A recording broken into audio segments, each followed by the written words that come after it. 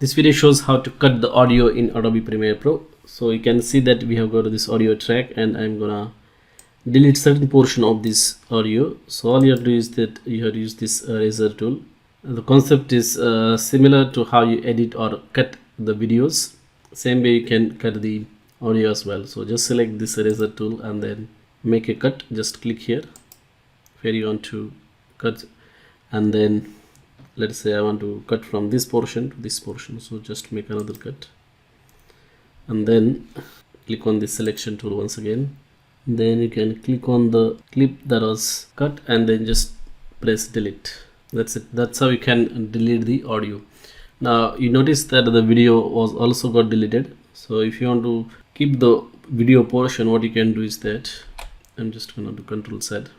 So if you want to select just the audio section, what you have to do is that you have to unselect both these. So just click somewhere else on the M2 track probably, and then to select just the audio section, what you have to do is that you have to press the Alt key and then click on the audio clip.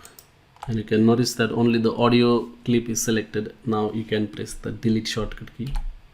That's it, only the audio section is deleted. Thank you for watching.